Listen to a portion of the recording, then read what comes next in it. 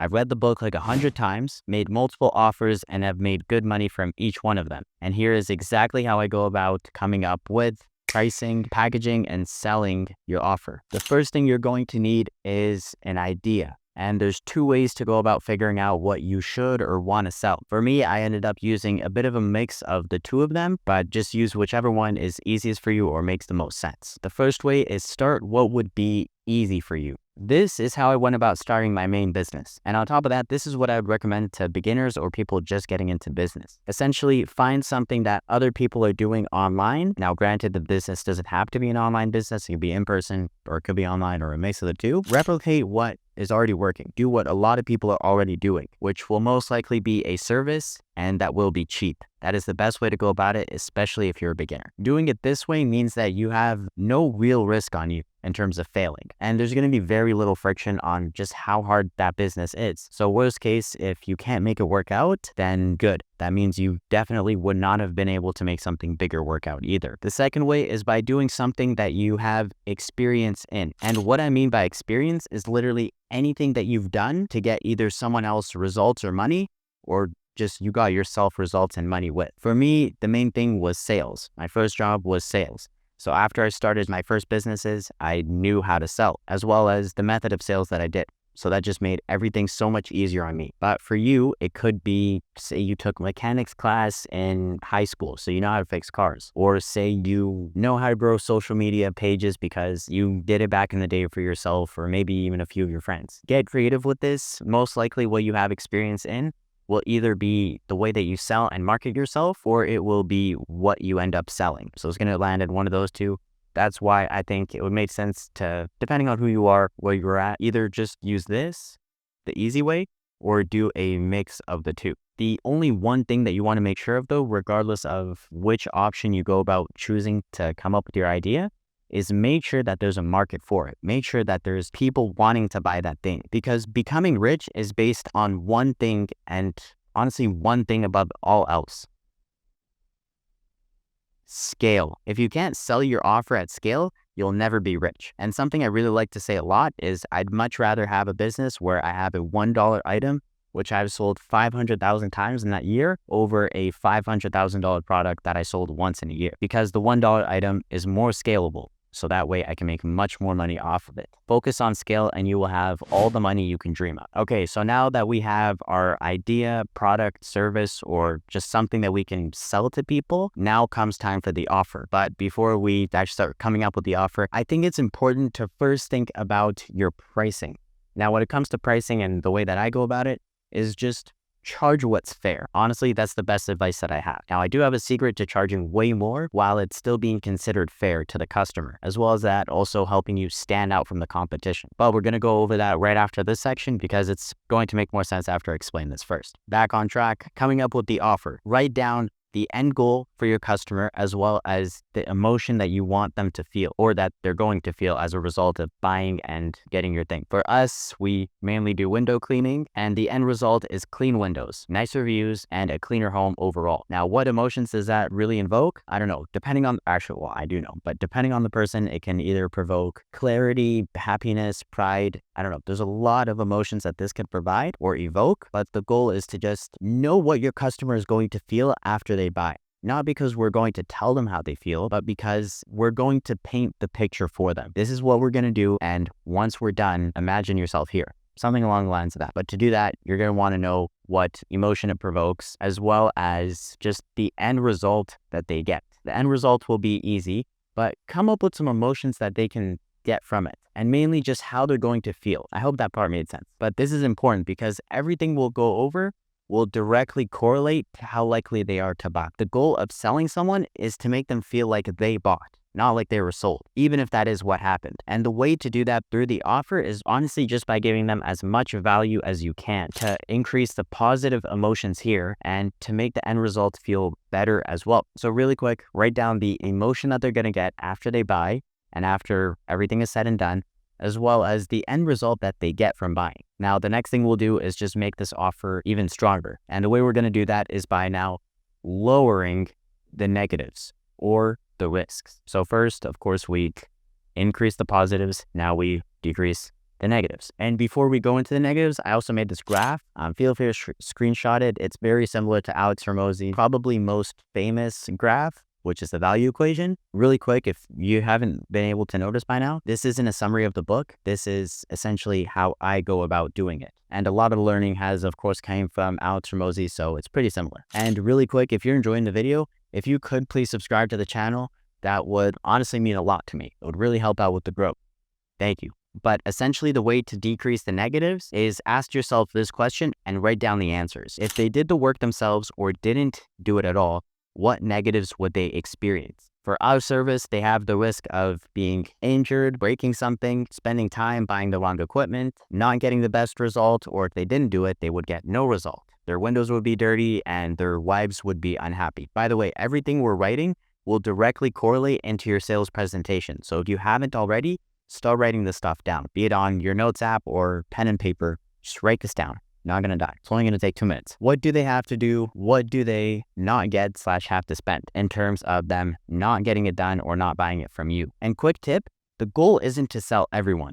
The goal is to only sell to those who have some interest in what you're selling or who can buy what you're selling. Because, for example, if I offered my window cleaning services to someone who lives out of their car, they would have no use for it, regardless of how amazing the end result would be for them, regardless of how amazing the emotion would be, regardless of how many of the negatives I can decrease, it won't matter to them because they literally cannot use it or afford it. But everything I just mentioned, it would matter to someone with a home, someone who has actual windows, because they can look out of it, because it's their biggest investment, so they want to keep it clean, etc. It just makes a lot more sense, as well as it's a lot easier to sell to someone who can / does need your offer compared to someone who doesn't. Essentially, don't focus on those who can't buy, only focus on those who can buy. Otherwise, you're just going to get yourself out of business. Focus, can buy people. Okay, so now that we have our idea, as well as we know our positives and negatives, the next thing that we need to do, as Alex Hormozi says, so we need a Grand Slam offer. Now, the way that I go about making and offering these Grand Slam offers is what really allows me to charge more while it still sounds fair to the customer and also makes me stand out from my competition. And the way that I do that is through bonuses. As courtesy, we'll do X, Y, or Z for you. It's essentially just doing more work for the customer based around your offer, not just doing random things, but actually, of course, making it make sense to what you're selling or what they're buying. For my business, some of the bonuses or things that we do as courtesy are cleaning the screens, sometimes the garage or front doors, the trims around the windows, etc. There's so many different ways that you can go about giving people bonuses. Say you're a dealership. One thing that you could do as a bonus is throw in like the all-weather mats or free air fresheners. There's so many ways that you can go about just giving bonuses to your customers, because the bonuses, it's literally a freebie. Whether you include this in the price or not, they're going to see it as a freebie, which is, oh, we get this for free.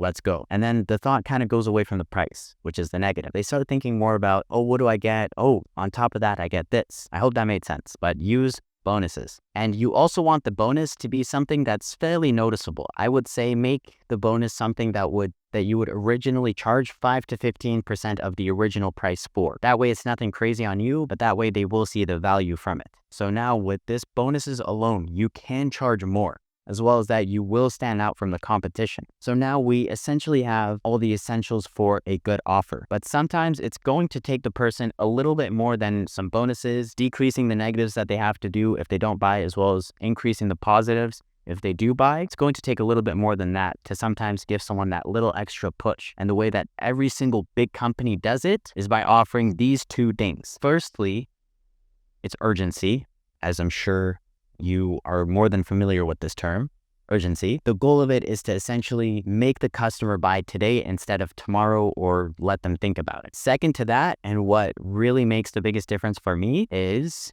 guarantees. And the goal of a guarantee is to essentially make them think less about the negative, not really the negatives that we were talking about, but more of just the negatives of purchasing, as in the risk and the price, mainly the risk. Throwing a good guarantee in there, you really lower the risk, which then makes them only focus on the positives, which is what we were talking about a little bit earlier, what they get and what they feel at the end. Now, the way that I use urgency for my business is fairly standard in my industry. A lot of people do it. Of course, we have the seasonal discounts, something like spring discount or summer special or things along the lines of that. One thing a lot of people do is they say, since we're in the neighborhood today, we're taking off $100, which everyone knows is total BS. But the main way that we really use urgency is we push heavy on the Joneses effect. And what that essentially is you tell the person 9 people have already gotten it done today. Why haven't you gotten it done today? You are the odd one out. You should be more like everyone else. I don't know what it is. People have the herd mentality. When they see others doing it, they want to do it. That is what gets me a lot of sales, the Joneses effect. Now, of course, these aren't the only reasons that people buy. People aren't going to buy just because of one thing, but it's going to be a collection and a stack of everything that we talked about in this video. Every now and then, one of these things will just give them that extra little bit of push that they need to buy. So always make sure that you have urgency and a guarantee in your sale or in your offer. And lastly, include a guarantee. Essentially, lower the risk. And if you know that your end result is good, you can get crazy with your guarantees. One of our guarantees is at the end, we make sure that everything is done perfectly for you before you pay. Another one is if anything gets dirty again within the next 3 months, we'll come back out, clean it for you for free of charge. And one guarantee that I use whenever I'm super close to getting a sale, but the person needs that extra bit of push, is I literally say, if we mess up on the home the first time and we come back the second time and it's not clean, we'll give you a full refund plus clean it again. So that way it's just, okay, I know I'm going to get a good result. Now it just comes down to, do I want the product or service? Which most of the times they do. The only thing holding them back is the risk. So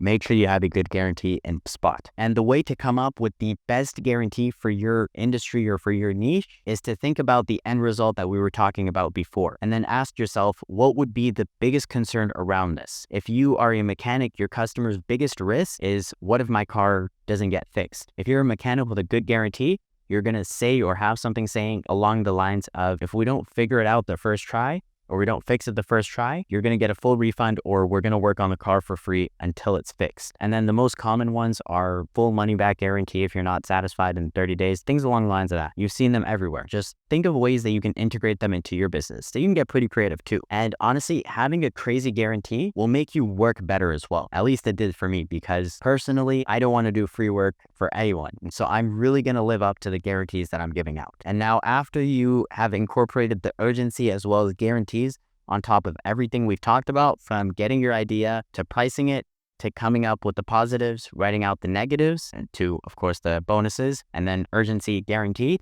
the final step is to sell. Everything that we went over, write this stuff on your website, on your pitch, on your emails, train it to your guys, etc. And then get in front of people and start selling. Now, sometimes people don't really know how to sell or don't know how to go about getting in front of people. If you struggle with this, watch this video. I don't know which side it will be on, but watch this video. It really will help you out. If you don't need the extra bit of help and this helped you out a lot, I want to say thank you for watching the video all the way to the end. If you could share this to someone that you're in business with, or to someone that you want to start making money with, it would really mean a lot to me. It would make my life, make my year, but it will just really help me out a lot too. But yeah, thank you again so much for watching the video. With everything being said, have an amazing day. Bye-bye.